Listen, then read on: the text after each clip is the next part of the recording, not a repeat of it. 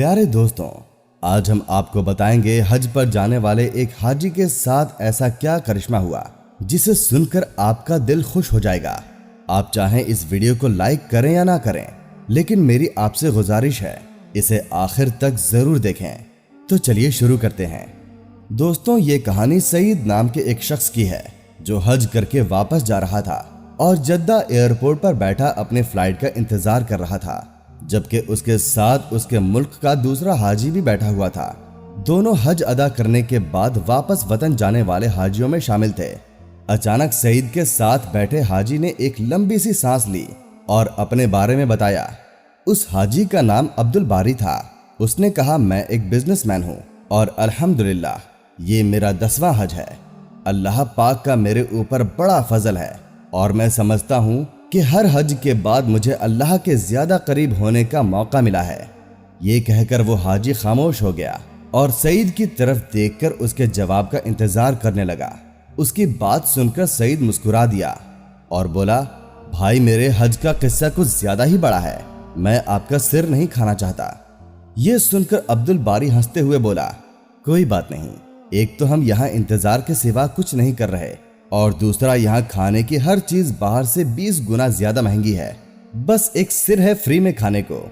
ये सुनकर सईद किसी सोच में गुम हो गया, जैसे वो फैसला नहीं कर पा रहा था कि अपनी कहानी को कहां से शुरू करें। आखिरकार सईद ने बोलना शुरू किया और कहा, मेरे भाई मैं एक प्राइवेट अस्पताल में थेरेपिस्ट हूँ। मैंने 30 साल तक अपनी तनख्वाह में से थोड़ी थोड़ी रकम कटवा कर इस हज की तैयारी की है। इस साल हज पर जाने के लिए मेरे पास पूरे पैसे हो गए थे। सईद आगे बताता है कि मैंने अस्पताल से अपने पैसे लिए और कमरे से बाहर निकला। इतने में मैंने एक औरत को देखा जिसका बेटा एक्सीडेंट में तकरीबन माजूर हो गया था और उसका इलाज मैं ही कर रहा था। मैं बड़ी मेहनत और प्यार से पिछले 6 महीने से लगातार उसका इलाज कर रहा था, जिसकी वजह से वो तकरीबन आधा ठीक हो चुका था, जबकि उम्मीद थी कि आने वाले 6 महीने में वो बिल्कुल ठीक हो जाएगा। उस औरत ने मुझे सलाम किया और बूझे हुए लहजे में बताया कि वो लोग अस्पताल छोड़कर जा रहे हैं, शायद फिर हमारी मुलाकात ना हो, लिहाजा मैं आपको ढूंढ रही थी। ये सुनकर मुझे काफी हैरानी हुई। मुझे लगा जैसे वो मेरे इलाज से मुतमईन नहीं है। मैंने कहा, क्या आप मेरे इलाज से मुतमईन नहीं हैं?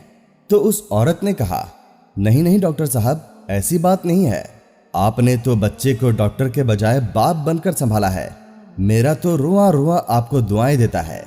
आपने मेरे बच्चे की न सिर्फ जीने की उम्मीद जगा दी, बल्कि अपनी ड्यूटी से हटकर उसका इलाज किया और तोहफे वगैरह भी दिए, जिसके लिए हम मियाँ बीवी आपके बहुत शुक्रगुजार हैं। सईद ये सुनकर कहता है, तो फिर आप अस्पताल छोड़कर क्यों जा रही हैं? मगर वो मेरी बात का जवाब दिए बगैर मरीज के कमरे की तरफ चल दी। ये देखकर मैं सीधा एडमिन ऑफिस की तरफ गया और बच्चे का कमरा नंबर बताकर पूछा कि ये लोग अस्पताल क्यों छोड़ रहे हैं। तो मुझे बताया गया कि वो अस्पताल छोड़ नहीं रहे, बल्कि उनको कमरा खाली करने का नोटिस दिया गया है। लड़के का बाप जॉब से निकाल दिया गया है, जिसकी वजह से वो लोग अस्पताल के खर्चे देने के काबिल नहीं हैं, लिहाजा उनको कमरा खाली करने के लिए कह दिया गया है। सईद कहता है, ये सुनकर मैं वहां से मैनेजर साहब के ऑफिस में गया और उनसे सिफारिश की कि बच्चे को इलाज रखने की इजाजत दी जाए। मेरी बात अभी पूरी भी नहीं हुई थी कि इतने में मुदीर, जो मैनेजर था, उसने कहा कि सईद ये एक प्राइवेट अस्पताल है, कोई चैरिटी इदारा नहीं। यहाँ वही इलाज करवा सकता है जो खर्चों की ताकत रखता है। मुदीर का ये जवाब सुनकर मैं जैसे ही मुड़ा तो मेरा सीधा हाथ मेरी जेब से टकरा गया, जिसमें मेरे हज के पैसे रखे हुए थे। ऑफिस से निकलकर मैंने आसमान की तरफ देखा और कहा कि ए अल्लाह, तू अच्छी तरह जानता है मुझे तेरे घर आने का किस कदर शौक है, और अब जबकि मेरा ख्वाब एक हकीकत बनने वाला है तो इस बच्चे की जिंदगी का सवाल खड़ा हो गया है। ए अल्लाह, मैं मजबूर हूँ, मगर तू बेनियाज है। मैं हज पर ना आ सका, तब भी मुझे अपने फजल से महरूम मत करना। सईद कहता है, इसके बाद मैंने उस बच्चे के अगले 6 महीने तक के पैसे जमा करके उनके अस्पताल से निकलने का ऑर्डर कैंसिल करा दिया। अल्हम्दुलिल्लाह, मेरा दिल सुकून से भर गया था, लेकिन हज पर न जाने की कसक अपनी जगह थी। ये सुनकर दूसरा हाजी अब्दुल बारी, जो सईद की बात सुन रहा था, वो कहने लगा, आपने अपने हज के पैसे उस औरत के बच्चे के इलाज के लिए दे दिए, तो आप हज पर कैसे आ गए? ये सुनकर सईद भाई ने कहा, जब मैं घर आकर लेटा तो हज के मनासिक का एक एक मंजर मेरी आंखों में घूम रहा था। मैंने कई बार बैतुल्लाह का ख्याली तवाफ किया था, कई बार लब्बैक अल्लाहुम्मा लब्बैक कहते मजमे के साथ अपनी आवाज मिलाकर उसका हिस्सा बन गया था। पता नहीं कब मेरी आंखों से आंसू बहना शुरू हो गए और मैं बहते हुए आंसुओं के साथ ही सो गया। मैंने देखा कि मैं बैतुल्लाह का तवाफ कर रहा हूँ और लोग मुझे मेरा नाम लेकर हज की कबूलियत की बशारतें दे रहे हैं। वो कह रहे हैं, ऐ सईद, अल्लाह ने तेरा हज कबूल कर लिया, हमारे हज की कबूलियत के लिए भी दुआ करो। सईद कहता है, इसी कैफियत में फोन की घंटी ने मुझे जगा दिया। फोन पर अस्पताल का मैनेजर था जो कह रहा था कि अस्पताल का मालिक हज पर जा रहा है। वो अपने खास मुआलिज के बगैर कभी नहीं जाता, मगर इस दफा इसके मुआलिज की बीवी शदीद बीमार हो गई है, जो बीवी को इस हाल में छोड़कर बॉस के साथ हज पर नहीं जा सकता। लिहाजा आपको उनके साथ भेजने का फैसला किया गया है। आप अपने जरूरी कागजात अस्पताल के एडमिन ऑफिस में पहुंचा दें। सईद कहता है, मैंने सबसे पहले तो शुक्राने की नफल अदा किए, फिर कागजात ऑफिस वालों के हवाले किए। यूं अल्लाह पाक ने मुझे अपने घर बुलाने का इंतजाम कर दिया।